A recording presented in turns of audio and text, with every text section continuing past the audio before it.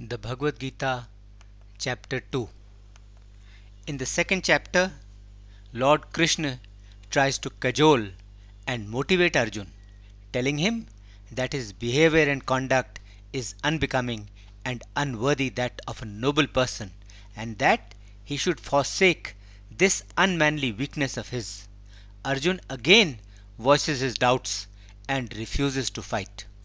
Actually, it is after this, that is, it is after the 11th verse of the second chapter, that the discourse of the Bhagavad Gita actually begins. Krishna tells Arjun about the immortality of the soul and the difference between the body and the soul. He says that we should not grieve for the Atma, the soul, which is immortal, indestructible, and imperishable, and we should also not grieve for the body, which is perishable and has to die. Krishna tries to kindle the sense of duty in Arjun. He tells him about the yoga of selfless work, of equipoise, of balance and harmony, and also that we must do all our actions and all our works without the expectation of any reward for those actions. He also speaks of the person of steady wisdom, listing out the qualities of such a one. Chapter. Arjun is sitting depressed and dejected in his chariot, his eyes brimming with tears. He is overcome with doubt and compassion. Then Lord Krishna says to him, Parth, what has happened to you? At such a critical juncture, at such a crucial time, why this doubt, this hesitation, and this ignorance? From where have these come? This doubt, this hesitation, and this ignorance at such a critical juncture on the field of battle, with the fighting about to begin, is totally unbecoming of a noble person like you. It is not worthy of you. This conduct will take you nowhere. It will not lead you to heaven, nor will it give you fame here on earth. Rather, such conduct will be a blot on your fair name, and instead of fame, it will give you shame. It will give you a bad name.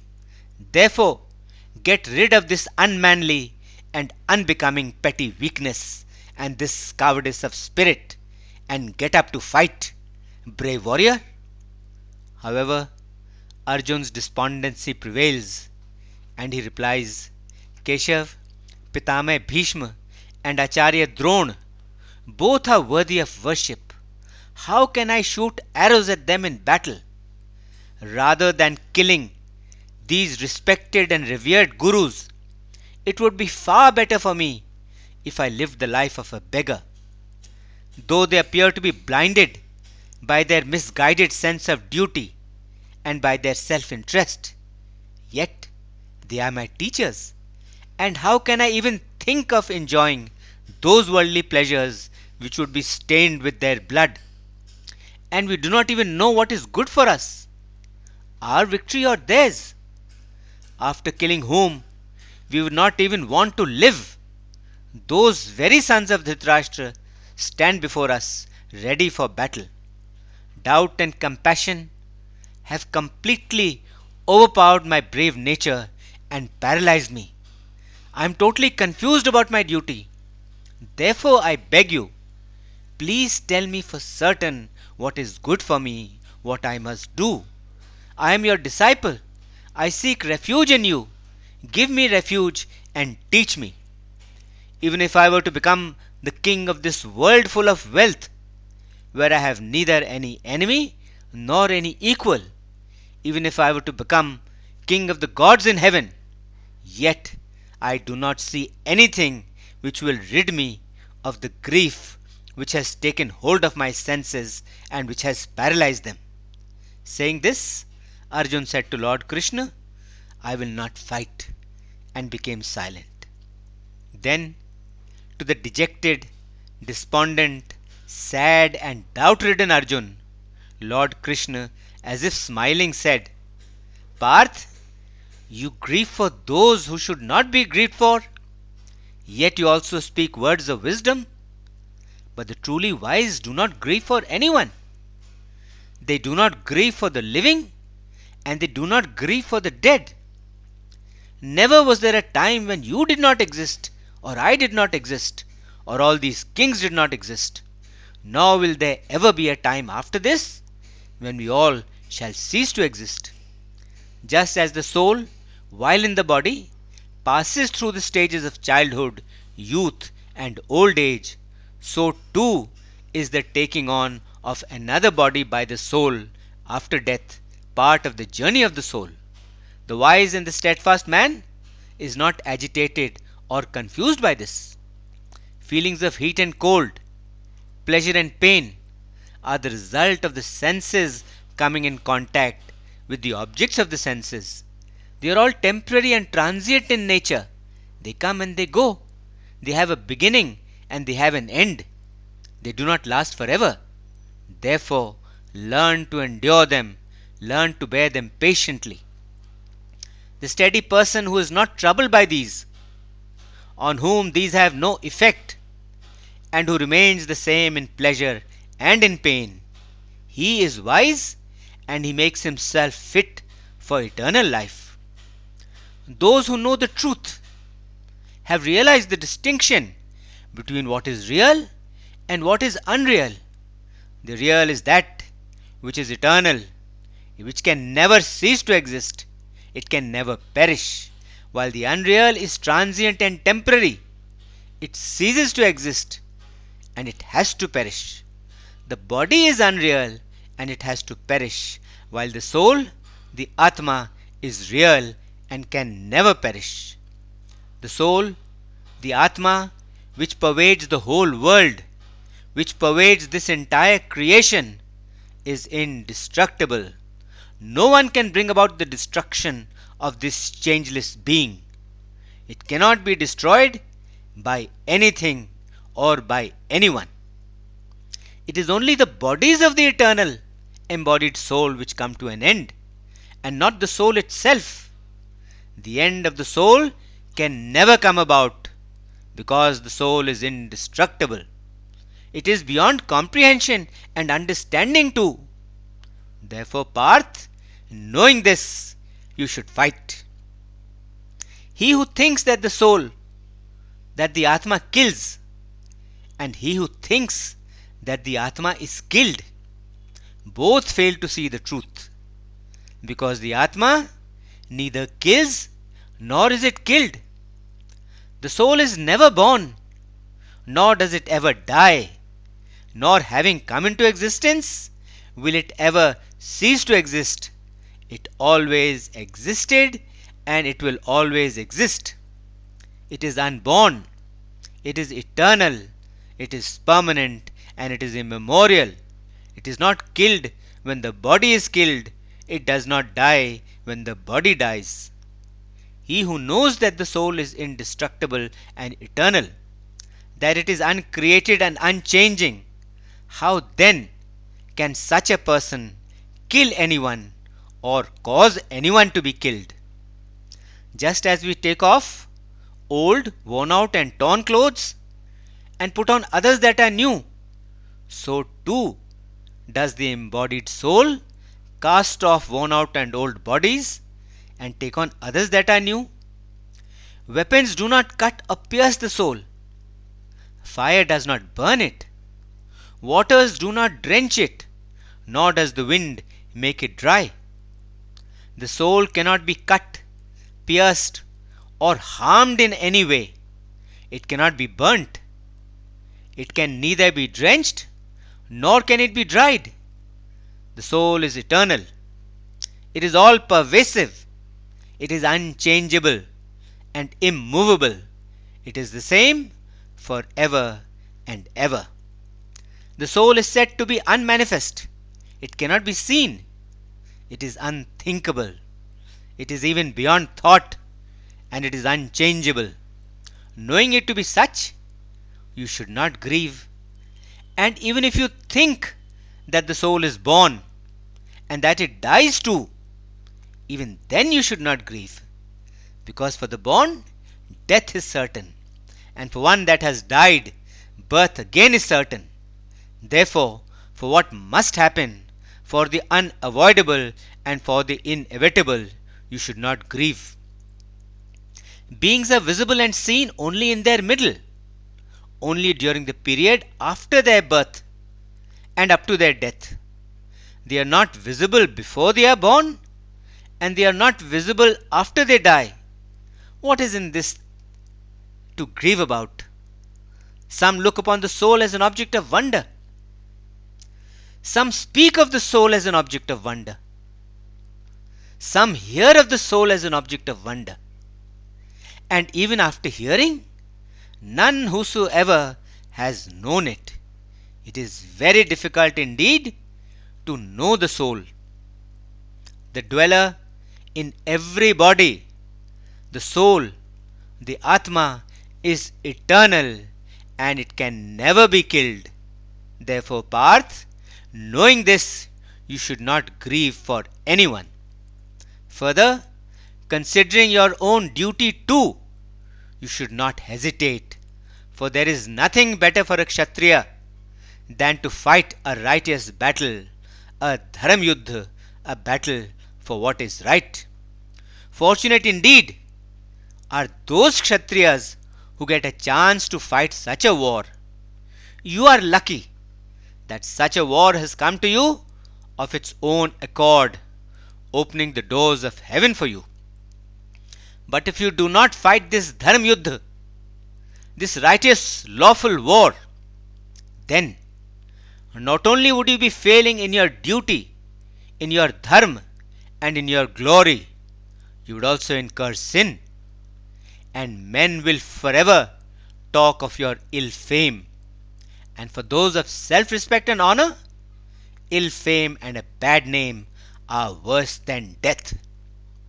All the great warriors gathered here will think that you did not fight in the war out of fear, and those very people who held you in high esteem and who spoke highly of you, all of them will make light of you. They will mock you.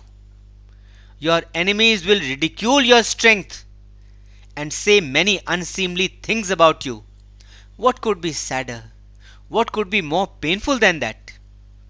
Either killed in battle, you shall attain heaven, or victorious, you shall enjoy the earth. Therefore, Parth, stand up, resolve to do battle, treating pleasure and pain, gain and loss, victory and defeat, all alike, all the same. Get ready for battle. In this way, you shall not incur sin. Parth, what I have told you till now is the way of Sankhya, the way of knowledge.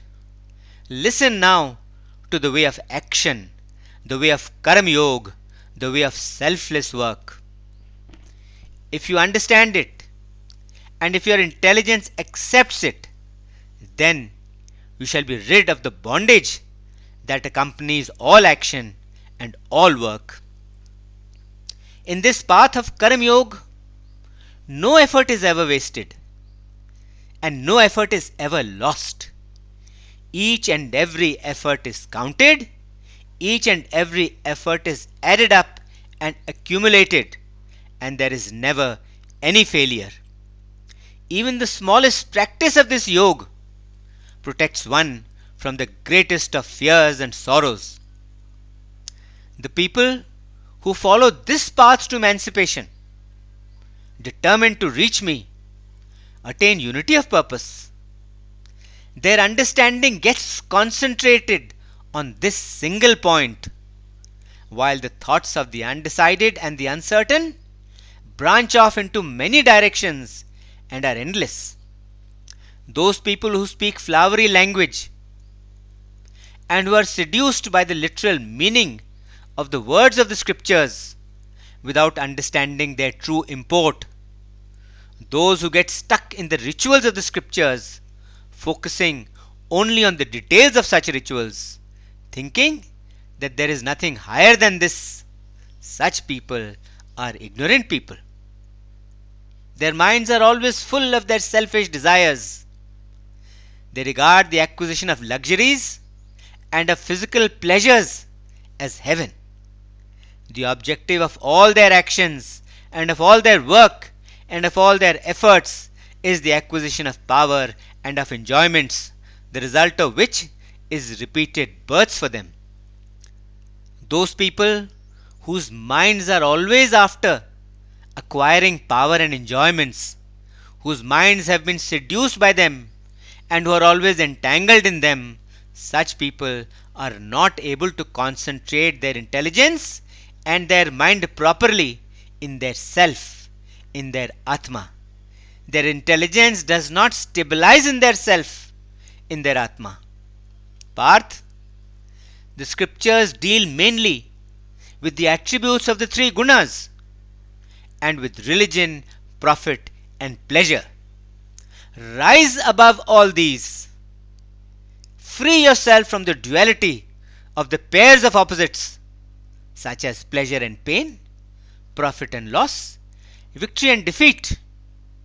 Always remain firmly established in your true Atma, in your true soul. Get rid of the anxiety of first owning things, the anxiety of first acquiring possessions, and then the anxiety of having to protect all that you own, all that you possess. When a large reservoir of water is available, there is little use of a well for water. Similarly, when the larger knowledge of Brahm has been obtained, there would be little use of the scriptures. Knowing Brahm is knowing the scriptures and much more. Parth, your duty is to do the work only, to do the action only. Your duty is not to crave for or to worry about the fruit of the work, about the reward of the work. Give up all attachment to the reward of action and then do your work, then do your actions. Your aim should never be the reward of your actions. Neither should the thought of giving up action ever enter your mind. Therefore, do all your actions without any attachment, regardless of success or failure. Maintaining equipoise, remaining the same in success and failure, is called yoga. Selfless work without regard to reward is far, far superior to work done with an eye on the reward. Therefore, Parth, seek shelter in selfless work. Always do all your work selflessly without regard for reward. Those who desire the fruit of their actions are lowly and miserable people. Those who have united their intelligence with Brahma, the Supreme, they are freed from all actions, good or bad. Therefore, Parth, apply yourself to the yoga of selfless action. Yoga is nothing but skill in action. Those people who have united their intelligence with Brahm, whose intelligence has merged and become one with Brahm, and who have given up the rewards of all their actions, such people are freed from the shackles of birth and death, and they reach that supreme state where all their sorrows end. When your intelligence shall cross over the dense forest and the quicksand of delusion, then will you become indifferent to all that you have heard or all that you have yet to hear. When your intelligence rises above both the bookish knowledge and also above the confusion and the contradictions of the scriptures, and becomes firmly established in the contemplation of the self, when it gets firmly established in the meditation of the self, then will you have attained to yoga. These words of Lord Krishna had a calming effect on Arjun. He could feel his despondency lift and lighten. He is eager to know more and asks Krishna, Dear Lord, the person whose intelligence is fixed and stabilized in contemplation and who has attained the Supreme, how is such a person? How should the person of steady mind sit walk and speak? Lord Krishna explains, listen Parth, when a person is able to curb the rush and rising tide of desires in his mind, when he is able to rid himself of all his desires, and when his Atma remains contented within itself, when he finds satisfaction and contentment within himself, then is he known as a person of stable intelligence, a person of equipoise, a person of stable wisdom. The person who is neither agitated nor drowned by sorrows, and who does not crave for or hanker after happiness, who is free from attachments, fear, and anger, such a person is great, and he is called a person of stable, of fixed intelligence and wisdom. The person who has no attachments, who is neither carried away by pleasures nor is overwhelmed and drowned by sorrows, the intelligence of such a person is firmly established. The person who can withdraw the objects of the senses from those very senses, just as a tortoise draws in all its limbs into its shell, the intelligence of such a person is firmly and strongly established in wisdom. Even though the embodied soul may have given up enjoying the objects of the senses, yet the longing for and the taste of those objects persists in his subconscious. Once he has attained the supreme, then such longing, such taste also melts away. Parth, even though a person may be very vigilant and very discriminating, and he may also always be striving to attain salvation, yet his strong and obstinate senses succeed in confusing his mind.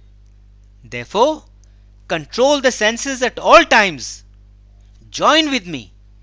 Concentrate your mind on me constantly and establish yourself in yoga, because only one who has firmly controlled his senses, only his intelligence is firmly and strongly established. When a person starts thinking about the objects of the senses, then his mind gets attached to those very objects. Attachment gives rise to desire, and desire thwarted or desire not fulfilled gives rise to anger. Anger clouds memory, judgment, and discrimination, leading to the destruction of intelligence. With intelligence destroyed, the person himself perishes. But the disciplined person who has brought his senses under his control, he is freed from both attachment and aversion, and he enjoys the objects of the senses without any taint. Such a person attains to the purity of the soul, to the purity of the self, and in that purity of the soul, all his sorrows end.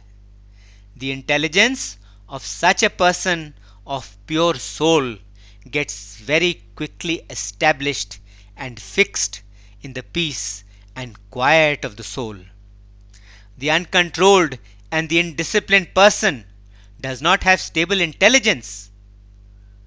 He does not have the ability or the power of concentration of the mind or of the intelligence or of meditation. One who cannot concentrate or meditate can have no peace.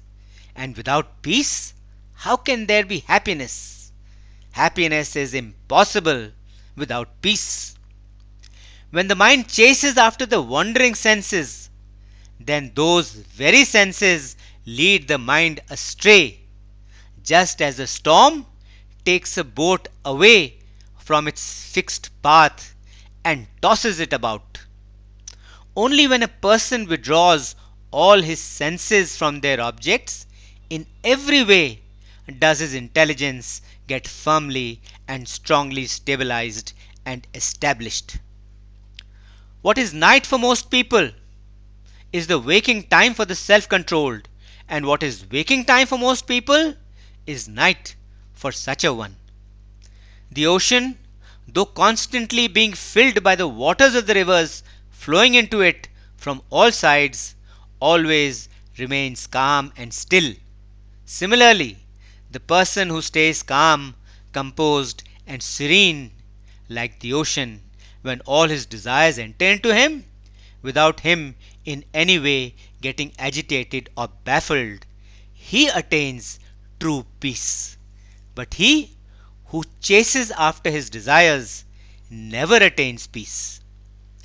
A person attains peace and tranquility when he surrenders and gives up all desires, when he does selfless work without expectation of any reward, when he has no attachment to anything, and when he becomes devoid of ego, the feeling of I, the feeling of mine. Parth, this is the divine state, the state of attaining Brahm. Whosoever attains this state is never again deluded.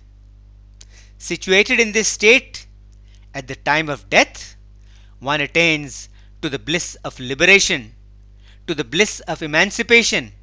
He becomes one with Brahm, the Supreme. End of chapter 2. Om Shanti Shanti Shanti Om.